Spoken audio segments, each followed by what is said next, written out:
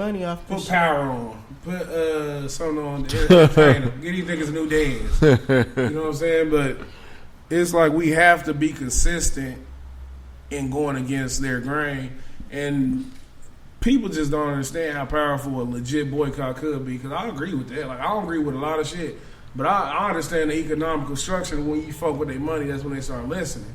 So if you could organize like that, it would be for the better. But the way it's, I don't feel like it's possible in today's world because shit, everybody's mixed and shit. Your grandmama is white. I'm talking about like for blacks to come together as a community. I feel like there is no community. And the reason no why more, is because it was systematically broken down. Like, people don't understand that when blacks were brought to the country, we were immediately separated. They take, like, say we come over as a family, and y'all take my parents. They take him over there, go start breeding with Bo. They sell him to a farm in Virginia, sell you to a farm in South Carolina, sell me with you. I grew up, they sell me.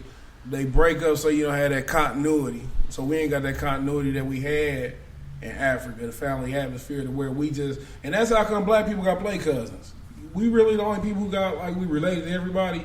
You ever seen somebody who got a cousin everywhere you look? I got a couple of play cousins. And because that's how we are. We learn to accept family from different, because we identify with the struggle. You know what I'm saying? So we identify with each other in those ways to where it's not a legit family, but we accept each other as family, but it's still that dissension and that distrust, because when you have people at the bottom, all you got to do is give one person a little bit of something. He act like he got everything, and he start acting like the oppressor. You know what I'm saying? Instead of still identifying with the person who you were struggling with, you start identifying with the person who was oppressing because you don't want to go back to that same struggle. Any other people who came over here, like when Chinese immigrants came, they came voluntarily.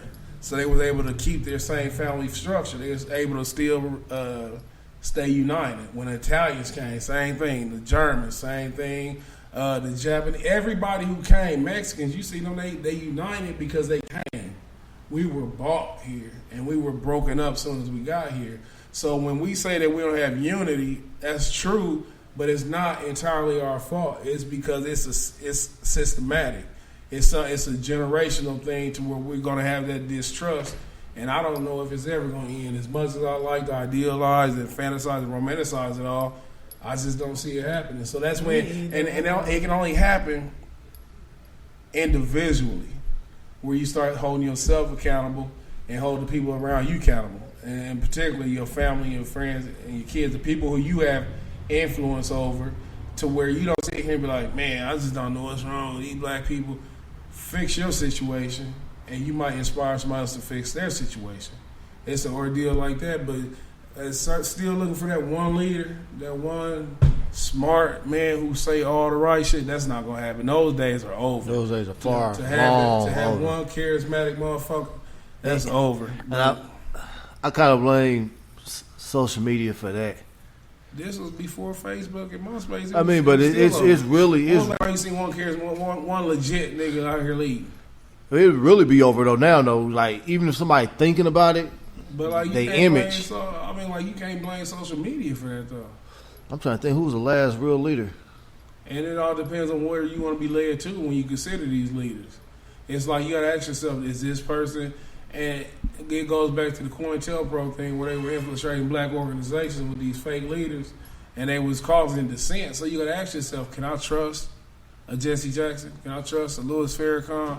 Who's bought and who's sold? Like, who has my best interest in mind and shit to where they're really concerned about my well-being or my children's future? And it's crazy because we have that embedded, and it's like it's deep inside us where we have that distrust, where we look at each other questionably. Like, we'll question, like somebody else said when they was mentioning the boycott and shit, like, if somebody black come and sell you something, we do two things: ask for a fucking discount, or we ask for the quality of it. To where when white people give us something, we just accept it blindly. And it's crazy because historically these are the people who've been fucking us over, but we still had that fucking attachment to us because it's a supremacy. Like, it's not only they think they fucking supreme, we think they supreme. Right. And that's how come I say I don't appropriate myself to white people. Like, when a white person does something, like, black people overhype the fuck out of it. If Hillary Clinton get on TV and start fucking moonwalking, they're like, "Ooh, she got soul. She a sister deep down inside." Ooh, and I'm like, "What the fuck are you talking about? This bitch is pandering. She's making a fucking mockery of you, you goofy ass nigga. She don't care about you." But every time a white person do something that remotely seems black, we give them a pass. And it's weird as fuck to me because that's how black people historically done the Democrat Party. When Bill Clinton was on Arsenio Hall playing the saxophone, they get to saying shit like he was the first black president. And that's so fucking disrespectful to every fucking black person living, to where it's pictures of Bill and Hillary Clinton and painted in the black face at a party when they was in college making fun of black people. Right. It's where they calling black people super predators. Like, we don't, it's like we so fucking forgiving and so easy to forget, and we just want to be fucking accepted. The desire to be accepted by white people is insane to me. They're just people. That's all they are. They have power in your fear or your desire to want to be accepted by them. I don't do nothing different in front of white people. I don't change the way I talk. I don't change the way I act. I don't change the way I laugh. I don't get to laughing at their corny ass jokes. I don't need that acceptance. But it's still people who still think they have to conform. Like when we was talking the other week where they're like, this is proper English. Proper by whose standards? These motherfuckers been fucking up the whole world. How in the fuck is the way they talk proper? How in the fuck are they the fucking shining example of what's good and what's bad? We give them so much power and that shit is fucking, it befuddles me. It fucks me up. And I just don't understand it. And once we get past not just them feeling supreme, but us feeling that they're supreme. We all people in this fucking world. It ain't no kings in this world to the point where we have to subject ourselves to a particular race. It ain't no race higher than another. We more lit. Because it's only we cooler. We influence more. We the most cool. That's hands down. We influence the whole world. We make the world cool. Everything popular in the fucking world is popular because we started that shit. We only different by 1/8 of our skin. Shout out to Cam Newton, eat a dick. Shout out to Cam Newton, eat a dick, nigga. You fucking jigs. Hey, God, give me one of them cool ass white insults. That's what. That's why they knocked your little monkey head around the other night. You fucking picking Eddie. You fucking running jig. But shout out, but fuck Cam Newton for that cool shit. But he's still top 3 quarterback in the NFL. Yeah, he just need to get his fucking head on straight. Speaking of niggas, he said Arlington Tate. In the school? Yeah. And I was just showing her outside. I told her, anybody who ain't heard that shit, man, you should post that. The video. The video. Bo about to post this video, man, where this kid beat the shit out of this nigga at Arlington. This girl whooped this nigga ass. Hey, he a teacher. Oh, that was a girl?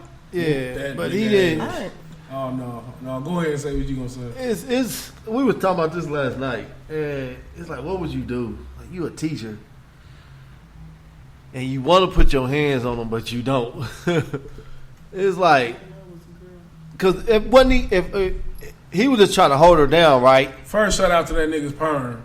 Shout out to that nigga's perm. Shout out to that teacher's perm and that all black creepy ass Undertaker outfit he had on. Oh my god. He was trying to hold her down.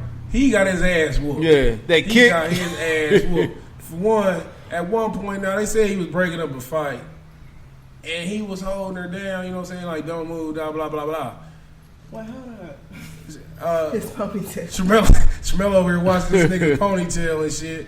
Let me adequately describe this nigga's ponytail. It looked dry as shit. It looked like an oxtail. Yeah. It was, the whole situation was fucked up because it's like, damn, was he fighting her or what? And he did. No, he had this bitch on the ground. Like, and it's still chaos ensuing around it. So I'm like, okay, oxtail got her under control. He's gonna handle it. They pan the camera back to this goofy ass nigga and she on top whooping his ass. I'm like, nigga. I want to see how she got on top. Man, look, I need another camera angle to understand how she is on this grown ass nigga whooping his ass. Yeah, man. I'm like, nigga, don't no teacher feel safe no more because oh my god, she whooped this nigga ass, and then it's like, I'm looking at it right now. So little. He trying to trip her. He trying to, you know, a motherfucker get to the ground, you start trying to sweep the leg like you on a Karate Kid. He trying to, and she whooped this nigga ass, and I'm like, this is the most hood rat shit in life. I'd be so embarrassed if this was Destiny on here fighting like this. Unless she had a reason. Unless she had a reason to whoop this nigga ass. And she didn't get suspended. He might as she well didn't, just let her she go and got walk suspended. out because he was getting fucked up. You know what look, he couldn't, like, I'm like, she's a little girl. She's a little girl. Like, nigga, what kind of estrogen you got running through your body? But, like, this is embarrassing to watch. And it's embarrassing because I put myself in a position like, what if that was me having my daughter? Because this wouldn't be me fighting no fucking 15, 16, 17-year-old girl. Because it's something that he's shown to make her be like, I'll whoop that nigga ass. But you know, he look a little sweet. He look sweet as fuck. But the ass whooping is what made him look extra sweet. If you seen like, oh man, fuck Mr. Thomas, he's a punk. But after you seen him get his ass whooped, you be like, you know what? Yeah, he might as well. I think he be sucking dick on his lunch break. But I think I found a video of how she got on top. I think she pulled that nigga by his nappy weed. That is crazy though, because it's like you said, what would you do in that situation? Like, for one, this is why I say I would have took my belt off. This is why I say I wouldn't be in that situation, because it gotta be an energy that she sensed. I don't fuck with kids to the point to where, or anybody, like, I'll be shocked if anybody just came in with that level of aggression, and especially a teenage girl. Now I can understand the blah blah fuck you, all that. Okay, that comes with the territory. It's melanin. It's your melanin make you talk like that. But to actually whoop my ass, I'm a smack Mr. Harrison at the class. He keep running his mouth. Swear to God on the boss. That nigga say anything about homework, I'm fucking him up. That's on whatever street. That's on 40. That's on 4 Deuce. I'm fucking him up. He say anything about homework.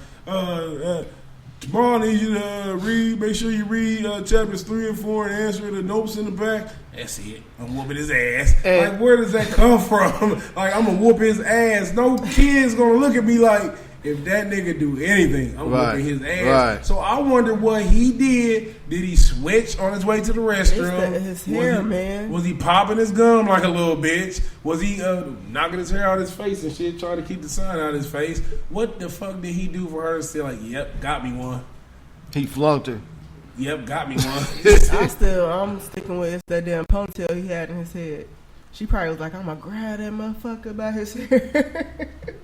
And fuck him up. And that's some real shit, man. So any niggas run around with them ponytails. Because it's like he got a relaxer at that. Like, how could you show back up to work though? Man, that's why I said he might as well move out of town. Somebody in the background said some old whole shit. What's that? That's a lawsuit. I heard him say I'm gonna sue her. Yeah. He said he want to press charges. How he said he want to press charges? Yeah. How bad? At least I think I heard him say. How bad do you be having to get your ass whooped by a little girl? But I'm telling. I'm telling. Because that's basically what it is. That's all you got. I'm telling. He should have just said I wasn't in trouble. No. That's what he said. I would have fought back. Fuck this job. I'm moving out of town. I'm not putting this on my resume. That's what you did. Because. But you know, hold on now. Because when she got on top and she just started, I'm talking about, this nigga had his leg, he had his head between her legs. His head was hid. And she still was fine. And she was like, yeah, I would have to fall back. And then she messed up my ponytail. Bitch, she done made my perm come out. And he looking like Cat Williams after he fought that little boy. And it's exactly what the fuck that was. That might have been Cat Williams. Hey, get Cat Williams people on the phone. Let's make sure Cat Williams wasn't in Indianapolis and Arlington bullshit. Yeah, this is IPS. I'm better than this. Hey, but listen, straight up. I'm better than this. I should be in Lawrence. This is some real shit. If I wouldn't have been over here. Hey, on some real shit, though. It's some telling shit she said at the end of the video, though. The girl? Yeah. What's that? What she said? I whooped your ass just like my dead brother did. So there had to be some previous. No. Damn. There had to be something there before. Like we see her. All we see is the hood rat doing hood rat shit with her hood rat friends. That's what we see. But when she shout out something like that, then you have to wonder. At some point, did he agitate this situation, or was she already mad? You know what I'm saying about something that happened with her and her brother. She had to be mad. Like he stole something, said her mama something, so it was some history. She had to be mad to jeopardize her education and her future like that. She gave a fuck about this year. I'm coming back next year as a returning senior. That bitch ain't gonna never be in public school again. They got that shit all over the news. This is all over YouTube. GED in the future. Dang. Get educated, dummy. Shout out to Shook Fresh.